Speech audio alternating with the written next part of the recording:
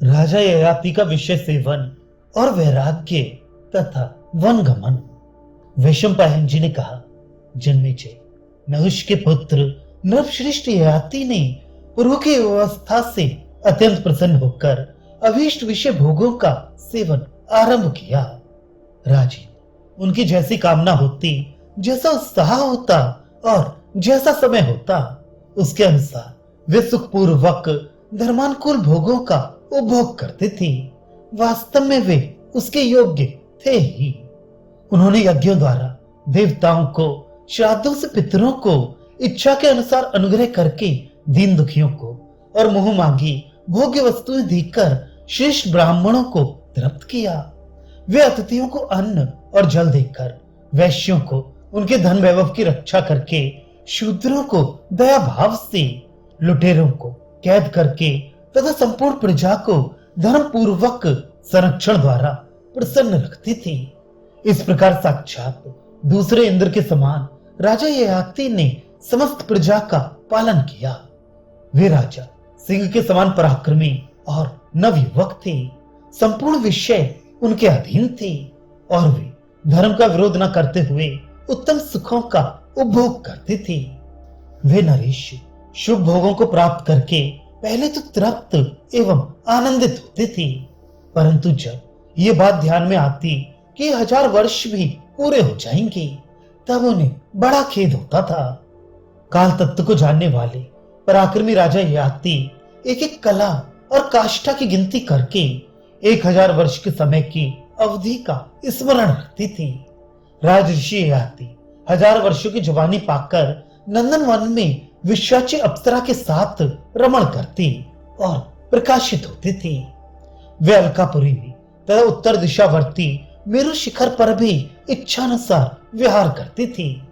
धर्मात्मा नरेश ने जब देखा कि समय अब पूरा हो गया, तब वे अपने पुत्र पुरु के पास आकर बोले, शत्रुदमन पुत्र, मैंने तुम्हारी जवानी के द्वारा अपनी रुचि, उत्साह और समय के अनुसार विषयों का सेवन किया है, परंतु विषयों की कामना उन विषयों के उपभोग से कभी शांत नहीं होती, अपितु घी की आहुति पड़ने से अग्नि की भांति वह अधिकाधिक बढ़ती ही जाती है।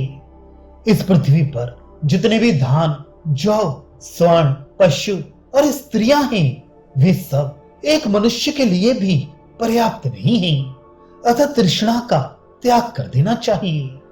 खोटी बुद्धि वाले लोगों के लिए जिसका त्याग करना अत्यंत कठिन है, जो मनुष्य के बूढ़े होने पर भी स्वयं बूढ़ी नहीं होती तथा जो एक प्राणांतक रोग है, उस तृष्णा को त्याग देने वाले पुरुष को ही सुख मिलता है। देखो, विषय भोग में आसक्त चित्त हुए मेरे 1000 वर्ष बीत गए, तो भी प्रतिदिन उन विषयों के लिए ही तृष्णा पैदा होती है। अतः मैं इस तृष्णा को छोड़कर परब्रह्म परमात्मा में मन लगा, द्वंद्व और ममता से रहित हो वन में मृगों के साथ विचरूंगा। पर तुम्हारा भला हो, मैं प्रसन्न हूं, अपनी ये जवानी ले लो, साथ ही ये राज्य भी अपने अधिकार में कर लो, क्योंकि तुम मेरा प्रिय करने वाले पुत्र हो। वैशंपायन जी कहते हैं, जन्मेजय, उस समय नहुष नंदन राजा ययाति भी अपनी वृद्धावस्था वापस ले ली और पुरु ने पुनः अपनी युवावस्था प्राप्त कर ली। जब ब्राह्मण आदि वर्णों ने देखा कि महाराज ययाति अपने छोटे पुत्र पुरु को राजा के पद पर अभिषिक्त करना चाहते हैं, तब उनके पास आकर इस प्रकार बोले, प्रभु, शुक्राचार्य के नाती और देवयानी के ज्येष्ठ पुत्र यदु के होते हुए उन्हें लांघ कर आप पुरु को राज्य क्यों देते हैं?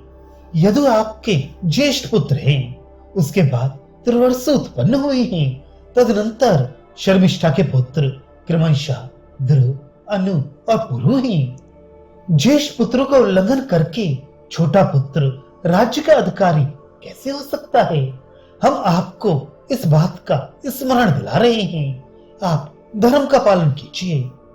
ययाति ने कहा, ब्राह्मण आदि सब वर्ण के लोग मेरी बात सुने, मुझे ज्येष्ठ पुत्र को किसी तरह राज्य नहीं देना है।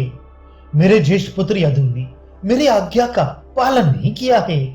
जो पिता के प्रतिकूल हो वह सत्पुरुषों की दृष्टि में पुत्र नहीं माना गया है।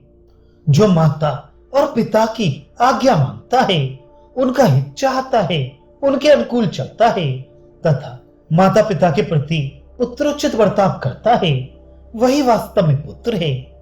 पुत्र ये नरक का नाम है। नरक को दुख रूपी मानते हैं। पुत नामक नरक से त्राण रक्षा करने के कारण ही लोग इहलोक और परलोक में पुत्र की इच्छा करते हैं। अपने अनुरूप पुत्र देवताओं, ऋषियों और पितरों के पूजन का अधिकारी होता है। जो बहुत से मनुष्यों के लिए गुणकारक लाभदायक हो, उसी को ज्येष्ठ पुत्र कहते हैं। वह गुणकारक पुत्र ही इहलोक और परलोक में ज्येष्ठ के अंश का भागी होता है। जो उत्तम गुणों से संपन्न है, वही पुत्र श्रेष्ठ माना गया है, दूसरा नहीं। गुणहीन पुत्र व्यर्थ कहा गया है। धर्मज्ञ पुरुष पुत्र के ही कारण पितरों के धर्म का बखान करते हैं। यदु ने मेरी अवहेलना की है। दुर्वत्सु, द्रुह तथा अनु ने भी मेरा बड़ा तिरस्कार किया है। पुरु ने मेरी आज्ञा का पालन किया, मेरी बात को अधिक आदर दिया है। इसी ने मेरा बुढ़ापा ले रखा था। अतः मेरा ये छोटा पुत्र ही वास्तव में मेरे राज्य और धन को पाने का अधिकारी है। पुरु ने मित्र रूप होकर मेरी कामनाएं पूर्ण की हैं। स्वयं शुक्राचार्य ने मुझे वर दिया है कि जो पुत्र तुम्हारा अनुसरण करे, वही राजा एवं समस्त भूमंडल का पालक हो। अतः मैं आप लोगों से विनयपूर्ण आग्रह करता हूं कि पुरु को ही राज्य पर अभिषिक्त करें। प्रजा वर्ग के लोग बोले, जो पुत्र गुणवान और सदा माता पिता का हितैषी हो, वह छोटा होने पर भी श्रेष्ठतम है। वही संपूर्ण कल्याण का भागी होने योग्य है। पुरु आपका प्रिय करने वाला पुत्र है। अतः शुक्राचार्य के वरदान के अनुसार यही इस राज्य को पाने के अधिकारी हैं। इस निश्चय के विरुद्ध कुछ भी उत्तर नहीं दिया जा सकता। वैशंपायन जी कहते हैं, नगर और राज्य के लोगों ने संतुष्ट होकर जब इस प्रकार कहा, तब नहुष नंदन ययाति ने अपने पुत्र पुरु को ही अपने राज्य पर अभिषिक्त किया। इस प्रकार पुरु को राज्य दे वनवास की दीक्षा लेकर राजा ययाति तपस्वी ब्राह्मणों के साथ नगर से बाहर निकल गए। यदु से यादव क्षत्रिय उत्पन्न हुए। तुर्वसु की संतान यवन कहलाई।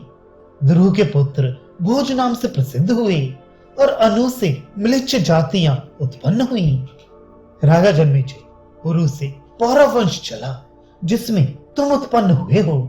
तुम्हें इंद्रिय संयम पूर्वक 1000 वर्षों तक ये राज्य करना है।